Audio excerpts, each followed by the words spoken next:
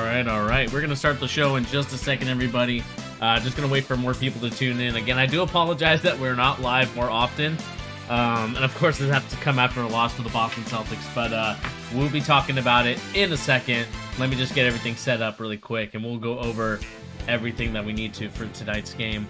Again, you can tell by the title, you know which way I'm leaning towards for this game.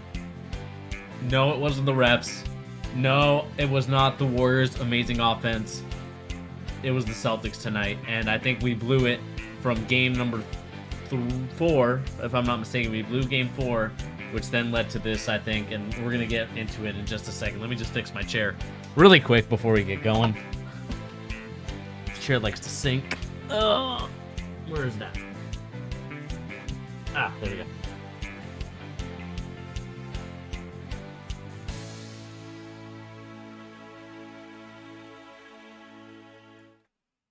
All right. How are we doing, everybody? This is, of course, your boy Bernie here on The Charge, giving the latest NBA news and rumors and also basketball opinions. And again, guys, today, before we get started on today's episode talking about the monstrosity that was the Boston Celtics tonight, let's quickly just give a couple shout-outs. Again, shout-out to The Charge channel itself. Please remember to hit that like, share, and subscribe button if you're new to the channel. Again, the more likes, the more subscribers, the more that the channel will continue to grow. I also kind of want to shout out some Mercer Island stuff. Shout out to the Mercer Island basketball team winning the JV tournament, winning the White River tournament a couple weeks back. Those guys are doing great. Sean, we got to be better. You're damn right we do, and I'm about to show you why we have to be better, because looking at the stats, looking more at the shot chart, you can tell the reasons why the Warriors ended up winning this game and why the Celtics kind of ended up going by the wayside. But with that being said, let's get right into it. So, for tonight's game, of course, our Boston Celtics took an L tonight, losing by 10, 94-104 to the Golden State Warriors. Andrew Wiggins was phenomenal in this game, absolutely took advantage of the mismatch of Derek White. And hey, man, you've got to do what you got to do for that stuff. And so, I'm really, it's awesome to see a guy like Andrew Wiggins again, a guy that has gotten flamed. I'm sure I'm recording this. For a guy that's been getting flamed throughout the league for many years, playing in Minnesota with Karl-Anthony Towns, a lot of people were like, well, I'm not sure if this guy is really it. But he ended up showing off in this game, and it was great to see from Andrew Wiggins. So I want to give shout outs and credit to guys that played really well tonight. Andrew Wiggins was that. Klay Thompson played pretty decent tonight. He made some big threes. I don't think we're going to get game 6 Klay, which a lot of people are predicting. But it is awesome to see that, Klay Thompson still has a little bit of game left in him. You can clearly see that he has been doing a tremendous job. The biggest thing for me for tonight's game and why the Celtics lost more so than anything tonight was the fact that we got lack of paint touches for the outside shot. If we look at, and if I can pull off the chart here and I can show you all the quarters really quick. First quarter, I thought, was probably our worst, and you guys could clearly see why. The first quarter, if we can look at it, I think at the end of it was, if I'm not mistaken, it was 16-27. You can clearly see why the Celtics continued to struggle in this. Did not make any threes from outside, and really got some tough baskets inside. Again, we missed a lot of shots, missed a lot of layups.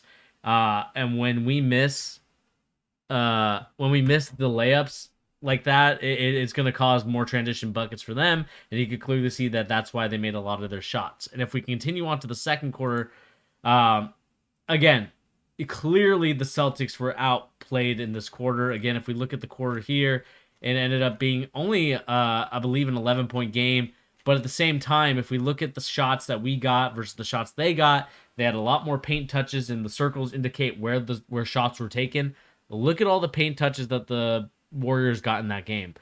If it wasn't for Tatum, I think shooting three of those 3-pointers in that game, I think we would have been down by a lot more. And the third quarter is what I expect from the Boston Celtics. Like, to me, I would say the third quarter is the only quarter that the Boston Celtics played well in. And you can clearly see why in a second. If we look at the third quarter here, look at the amount of paint touches that we got inside. Look at the amount of 3-pointers that we took out here. Again, great offensive plays, great offensive momentum. We had a little bit of a lead in this game and ended up losing it at this point because of a great Jordan Poole, a miracle shot. Again, dude's acting like he scored 50 points in the game after that shot. But hey, man, it's the NBA Finals. You got to give him credit. If they want to celebrate like that, it is what it is. But at the same time, the Celtics played a lot better in this quarter. And then the dreaded fourth quarter happens. And the fact that we only had two shots in the paint that went in tonight in the fourth quarter is a joke. And I would say that primarily the blame for me goes to the recklessness of both Jason Tatum and Jaylen Brown. Both of these guys have continuously turned over the ball an ungodly amount of times. There are some passes that Tatum makes, and you're scratching your head as to why are you making that pass? To me, the ones that really frustrate me are the ones at the top, passing it right back to the top.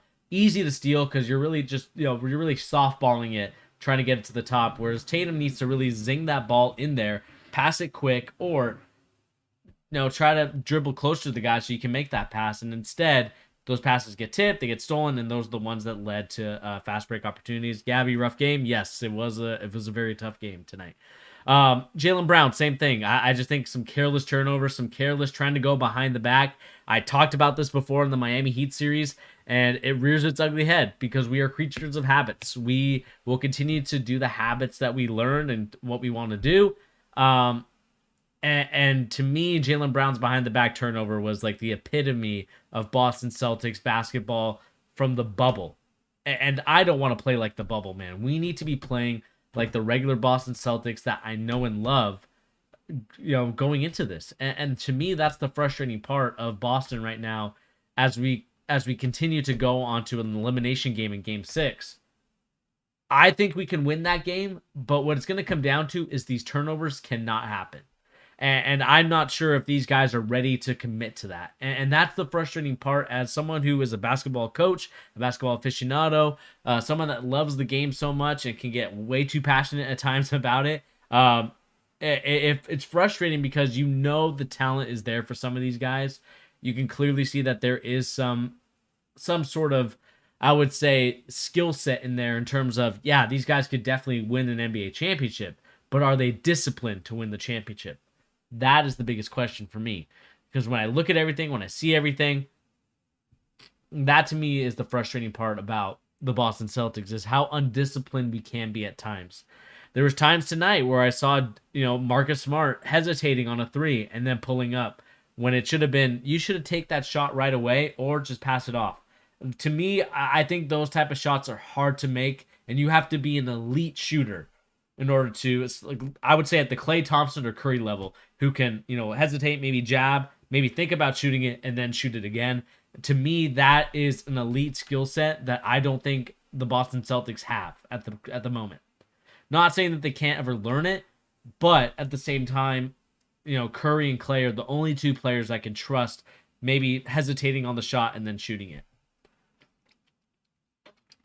To me, I think when I look at it as well, this was a game that we had to win based on the fact that Curry was 0 for 9 from three-point land. To me, that cannot be so. That cannot happen. Like, we cannot lose a game where Curry's 0 for 9 from the three-point line, 7 to 22 from the field itself. Like, those should be winnable games. We should have won this game tonight. And the fact that we allowed, Curry and, we allowed Curry to get away with a very subpar game tonight is frustrating. And again, I understand, you look at Jordan Poole, he finally had a good game tonight. He was finally playing the basketball that he probably should have been playing throughout this whole playoff series. Again, more of a three-point shooter, has the lane because we're now closing out, attacking, finishing, getting that and one. I think he got fouled. I don't think he got an and one. He got fouled on that play. And those are the plays that Jordan Poole, I think those are what we should expect from a Jordan Poole. We shouldn't expect what we got throughout the whole playoff series because the refs call it a different way. And to me, I don't want to get into the refs tonight. I don't think the refs were terrible tonight. They weren't atrocious. But I do think there were some questionable calls. Not saying that it should have, the Celtics lost because of those calls. I think for me, more so, is I would love for the refs to start calling the regular season like the playoffs, because I think that there is such a lack of, I would say, I think the reason why these NBA superstars and players complain is because of the fact that you call it one way in the regular season, and then in the postseason it's a completely different game. I think from the jump, the NBA should really focus on making the NBA regular season playoff like basketball calls, because I think it not only does it toughen up some players, it also just makes it a better product. Like tonight, yeah, there was some questionable stuff, and there was a little bit more, I would say, bodying than I would say what I think the league is used to in terms of the players, especially looking at it from a perspective of the regular season. A bunch of those calls would have been called, right? The one where Draymond, I would say, got pushed. I can't remember who pushed him from the Celtics, but got pushed, gone to the ground, and then it ended up being a foul on Brown for trying to go over the top of him. I think that those are fine calls. But at the same time, I think the refs need to do a better job in the next upcoming season of making every game that they officiate playoff like. And I think it goes for all the refs that they have in their I would say the ref academy or whoever they're doing. I think that needs to happen. Sean, the smart hesitations were so frequent. Yeah, man, and that's what I'm frustrated with when it comes to smart. Like I understand like his confidence. I get it, but at the same time, I think as the point guard, since you are the point guard for this basketball team, you have to take control of the tempo and the emotions of making sure that guys don't get too worked up. And that clearly did not happen tonight because both Ime Udoka and Marcus Smart got technicals tonight. I thought Ime Udoka's one was a little bit ridiculous. I've seen Kerr completely lose his mind and his gourd on the sideline many times in these playoff series, but yet there's no, I would say, technical call. And to me, like, that's the problem with technical fouls in this league, is the fact that some players have a longer, I think the refs could tolerate some guys a little bit more than others. And I think that, I don't know if that's just human nature in terms of when you talk about people like Draymond Green will talk your ear off if you give him a foul call. Whereas, Ime Udoka's, or like, I would say Jason Tatum, he complains. Maybe Jaylen Brown. Jaylen Brown is not going to be a guy that goes off and on about the refs, like complaining and whining to him. But as soon as he does do that, that's when the refs are like, oh, wait, hold up. You usually never do that. Let me tee you up. Whereas I feel like there needs to be some sort of, I would say, I'm not sure if it's leniency, but definitely there needs to be some sort of, I would say, equal in a situation where, okay, you have Draymond Green talking your ear off. I think it's only fair that you should have another player on the other team talk their ear off. I know Robert Williams can do that at times. Grant Williams, can do that at times, being a role player. And I think Tatum can as well. Always complained about the call, more passive aggressively from Tatum than I would say like Green, who's going to be more up in your face about it. But that's really it. I think that at times I think the refs also got a little bit more regular season-esque in the third quarter, whereas the first two quarters were not. But again, this game did not come down to the refs for me. We can say what we want about the Tony brothers. We can make the memes. We can do all that stuff. But to me, tonight came down to the Boston Celtics not stepping up on the offensive end. Way too many turnovers. 18 total turnovers. I don't care what level of basketball you play.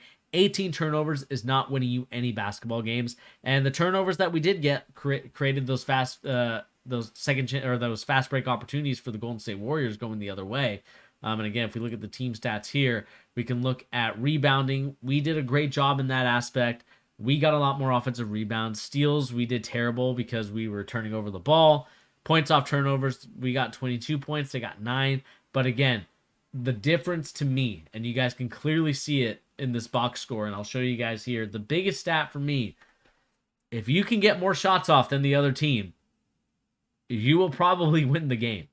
And the fact that the Celtics only got off 75 shots compared to almost 90 shots from the Golden State Warriors. And if I can scroll down, there you go. 88 shots to 75 shots. You're not winning this game. You're not winning it. You're not doing anything of the sorts. And that, to me, is the frustrating part about the Boston Celtics at this point in juncture. And so, again, I am I am beyond frustrated with the Boston Celtics effort tonight. I am beyond frustrated with what is going on. And especially letting a guy like Draymond Green, who has been playing probably his worst basketball, letting that affect Jason Tatum in this game. Jason Tatum was airballing. He was not comfortable. And, like I said, you got to give credit to the Warriors and get a credit to Draymond Green. He realized an opportunity to kind of get inside the head of Jason Tatum, and you could clearly see that it affected him with a bunch of air balls, bad mid-range shots. I know he's trying to be Kobe. I don't know. I love Tatum. I think he's a great player, but he can also frustrate me. And this, to me, tonight's game gave me 2019 NBA bubble vibes. And you know how I felt after that game number 1 for the Miami Heat in the Eastern Conference Final in the bubble. I was beyond frustrated with that game. I was livid because of the fact that, again, Jason Tatum, yes, he had 4 assists tonight, but he also had 4 turnovers. Again, I know Tatum can move the ball. I get all that, but he did not play well tonight. And I think that he would admit himself that he needs to play better, and this is not up to the standard of Jason Tatum. I think right now what it's kind of showing you is, like, we need to find out if Tatum is that guy. Not saying that he is not a superstar or an all-NBA player, but he needs to figure it out right now, what type of player he wants to be and what type of dude he wants to be. I think that he can be a great player. I think he can be I think he can really make a huge impact, but it's on him to get in situations, to not complain about foul calls all the time, and getting in situations where he can actually do something on offense. Again, had 27 points tonight. I think that's tremendous, but he did it on 20 shots. I think he can be more efficient than that. I think he could have been a guy that can at least be above 55% efficiency from the field. And I think that he can, but 5 for 9 from 3. Again, shot the ball really well from 3-point land. But again, at the same time, our other guys did not step up in that category. To me, I think it came down to we need to be able to get guys like Grant Williams a couple shots here and there. What makes a guy like him really well, what makes a guy like Al Horford play really well, is the fact that you can rely on those guys to get you those opportunities. And again, we're not going to get the Al Horford game from game 1. But what we do need is guys like Marcus Smart, Jaylen Brown, and Jason Tatum, our 3 best players on our team, playing smart basketball. Minus the name smart. Because at this time, we played very reckless. I don't think we played very disciplined tonight. And again, it comes back to bite us in the butt from game number 4 to game number 5. The discipline of the Boston Celtics right now is not there, and it is frustrating to watch because we should definitely be better than this. Grant Williams taking 1 3 is I agree with you, Sean. I think it is unacceptable for him taking 1 3 in the game, but we all know that Grant Williams is not a guy that creates his own shot. He is a knockdown shooter, a defensive guy. He's going to be a 3-and-D, and it's up to Tatum and it's up to Brown to create those opportunities and those attempts to go in there. The other thing I want to bring up is the lack of movement in the offense. And this has been an issue for me for a while that I've noticed. And when you play really good teams, when you play the best of the best, the creme de la creme, you have got to have great ball movement and great cutting. And I just did not see that from the Boston Celtics tonight. I don't think I've seen that from the Boston Celtics at all. And it's amazing to me that we've ended up getting into the NBA playoff series, final series that is, with lack of cutting to the basket. I have been amazed at times at the fact that we have not been able to, again, create those penetrating opportunities, whether we drive baseline, whether we drive middle, and guys that are off ball because the guys are going to try to gravitate towards it. It's crazy to me that you can play the game from 5th grade to the NBA and guys will continue to do the same thing. They will continue to suck in on the defense, try to, help out with Tatum. And then at the end of it, you're going to have a guy that should be cutting from the 45, or I should say the free throw line extended, if I could use NBA court, if you guys can follow me on this NBA court. You should be able to attack from the free throw extended. And I wish, let me see if I can add my cursor to this really quick so you guys can kind of see it. See here.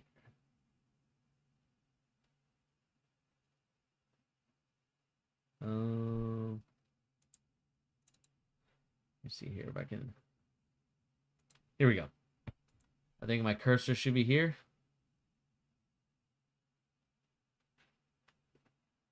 Maybe not. Dang it. I wish my cursor was here so you guys can kind of see what I'm talking about.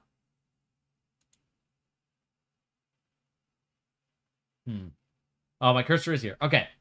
So you guys can see my cursor now. You should, as Tatum is driving, or Brown or whoever is driving from this area going to the basket, there needs to be a cut coming from the opposite side, either the corner or the guy from this free throw extended. I would call it the 45. That's what we kind of call it there for our team. Cutting basically from the wing. Like, you should be able to cut from the wing or cut from the corner to allow guys like Tatum and Brown to just easily feed you. And of course, Robert Williams inside kind of moving around. Again, I understand we play more of a 5-out type of system and guys are more spread out so you can hit threes, but cutting works just as well, and you need to, man. You need to cut because I think it just opens the floor for everybody if you're able to cut. And let me see if I can get rid of this. I'm not sure what this is. Close sidebar. Okay. And to me, that is the biggest thing when it comes down to Tar Heel Nation. I'm going to have nightmares about those turnovers all summer. I mean, if we lose this series, I think it kind of goes to show that the undisciplinedness that the Celtics play at times, whether it was in the Miami Heat series, whether it was in the Net series, even though we didn't lose a game in the Net series, I think in that Buck series, I think it was the Buck series, it was the Heat series, like that, we should have been able to close that Heat series a lot earlier, and I think we would have been a lot better rested. And to me, that's kind of the biggest thing for the Celtics right now, is that we're playing a lot of games. Not saying that the Warriors aren't playing a lot of games either, but they did not have to go through a 7-game series like the Boston Celtics did twice. And again, it's not, you have to battle your way to the finals somehow, some way, and that's not an excuse for the Boston Celtics. Again, I think there's just too much standing around. We settled for too many threes. And to me, like, this was just a frustrating game to watch, because this should have been a game where I think we had an opportunity to at least get another one back. And so I think that that's kind of the situation that I'm at when it comes to the Boston Celtics. Again, give credit to the Warriors, give credit to Andrew Wiggins, but I think the Celtics blew it tonight, obviously, with the way that we played. Tar Heel Nation, assuming the Celtics don't come back and Curry gets ring number 4, do you put Steph ahead of Kobe all time? I would say at this point, in terms of, I don't really, I mean, for the rings perspective, I think you would need to, that's tough. I would say no until Curry breaks a record, or at least in the top 10 scoring all time. I'm not sure where he's at right now currently on the list. But as soon as he gets to that point, I think he will. Again, I think Curry as a scorer, as an enigma of being able to move himself more so than the ball, it is an amazing feat. And again, I'm giving credit to Steph Curry. I think he's probably going to win the Finals MVP this year. I think the media is going to definitely give it to him after they absolutely, I would say, cheated him out of it in his first NBA Finals game or the NBA Finals series that he won. I think they absolutely cheated him by giving it to Andre Iguodala. But I think at the end of the day, I think he will be better than Kobe at some point, but at this point, not yet. I think he has to give him another year or two, and I think he'll definitely get there above Kobe all time. And so the question now becomes for the Boston Celtics, more so I wanted to make this more of a Boston Celtics thing. What do the Celtics do to come back in this game?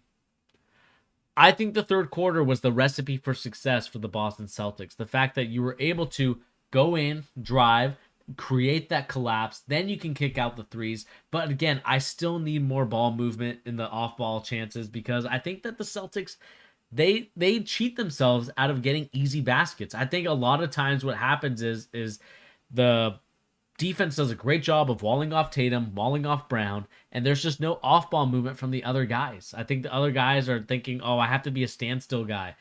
Al Horford, oh, I have to be a guy that just stays out here. I want Al Horford cutting to the basket. If you have Robert Williams kind of inside and you have Al Horford on the outside, like, look, I understand he was 2 for 3 tonight. He's a great 3-point shooter.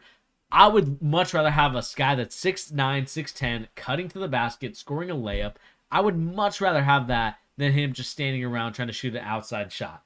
I think that there is opportunities for the Celtics to play better. I think there's opportunities for the Celtics to at least be there when a drive is happening or when a drive doesn't happen, because I think at times with Brown and Tatum, they get stuck in this ISO mode. And like, I'm not sure if I should go, if you should go, and it's kind of turned into like a you go, my go type of thing that we saw from, I'm trying to remember who it was. I think it was the Westbrook Durant teams where they would just like say, okay, it's my turn, let me go and attack. And again, it just makes it hard for Tatum. It makes it hard for Brown to really play that much. And again, playing 44 minutes, 40 minutes in a game, I think that's really tough on someone's body. And again, you need Pritchard to give you something out there. You need Derek White to give you something out there. You need Grant Williams to give you something out there. And the fact that your bench didn't give you anything tonight, and that just might be due to the fact that Tatum and Brown just didn't play very well. It is frustrating to watch. It's frustrating to see. And again, I think that what it comes down to for me is the Celtics need to do a better job of getting their role players involved and not be so stagnant on offense, standing around, waiting for Tatum and Brown to do their thing. Go cut to the basket. Go make an attempt at a play and stop ball watching and stop trying to stand there. Because I think what happened in that first quarter, if we can look at it again, guys, is there was a lot of standing, a lot of ball movement, and most of these shots, I believe, were Jason Tatum or Jaylen Brown. And the turnovers, to me, are the biggest killer, and those have to stop. Celtics 13 or less turnovers. I think they're 7-2. There you go. There's a formula for you to win a basketball game. Whether you are playing fifth grade, whether you're playing NBA basketball, turnovers are killers. They're they're momentum killers. And the Celtics need to do a much better job of not turning over the ball, not creating these opportunities, and really doing a better job of just being there, or not being so loosey-goosey with the ball. Again, those Tatum turnovers where he's on the wing over here and then passes to the top, sloppy. Draymond Green was able to get that steal, is frustrating, I would say, the least.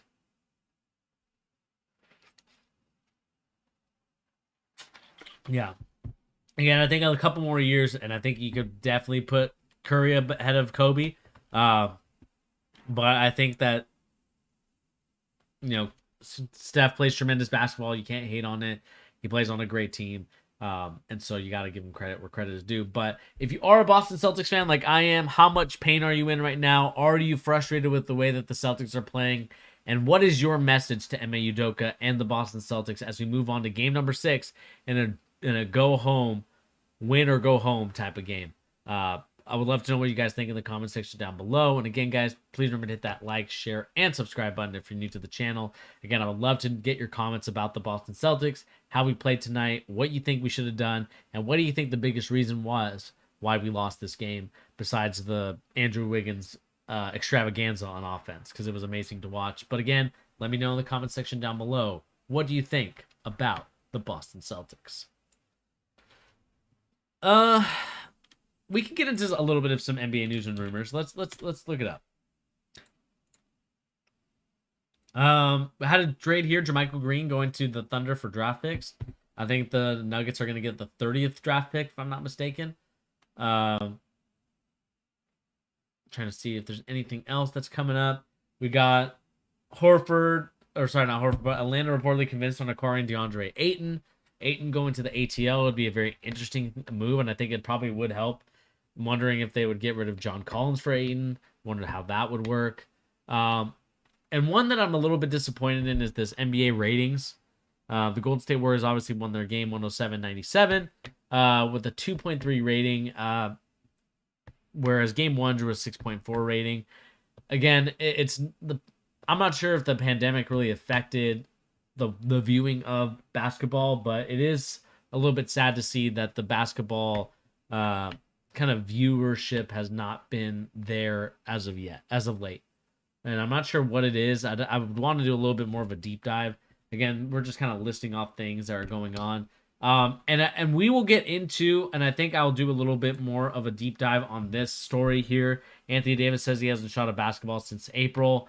The one thing I can say about this for me is the fact that it is frustrating to see that Anthony Davis has not shot a basketball since April, right? We're May, June, we're 2 months out now. For a guy that, sat out basically the whole season for this point and did not really make an impact for the Lakers to make a push, to make it to the play-in game and really compete in the playoffs is frustrating. And what sucks is that I picked him as my as my MVP of the regular season for this coming year. And the fact that he did not excel or do anything of that matter. Oh, or sorry, no, it was 2 years ago. 2 years ago, like after the bubble, I picked him as my MVP for the season, and I was a little bit disappointed in the fact that, again, he just cannot stay healthy. And that's the craziest part about Anthony Davis at this point in his career, is that he just cannot stay healthy. And I feel like he's not a guy that's really... He likes the lifestyle of the NBA, I feel like, a little bit too much, because he's on a vlog, I believe. I can't remember whose vlog he was on when he talked about not shooting a basketball since April. But the fact that he's in a blog, he's not really, focused on trying to win a championship, trying to get the best, trying to be basically another type of Giannis-esque player, a Jokic-esque player that can be a triple threat, right? A guy that can defend all 5 positions, a guy that can play in the inside, play on the outside, and that to me is frustrating to watch a guy like Anthony Davis, who should be a lot better than what he is. Anthony Davis is our generation's Grant Hill.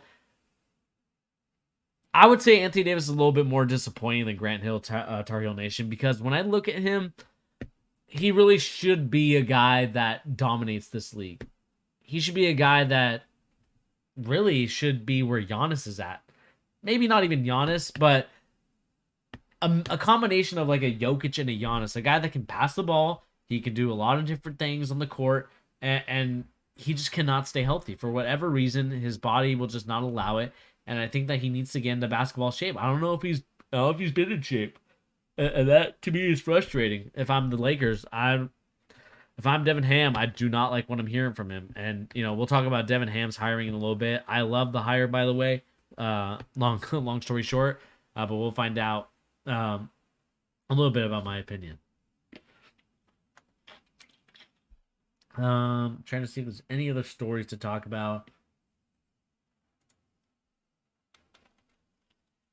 Jenkins got an extension. Wiseman could be back from the summer league. Trying to see if there's any other storylines here. Zion Williamson could get the full extension without those incentives. Vucevic thinks he'll stay with the Bulls.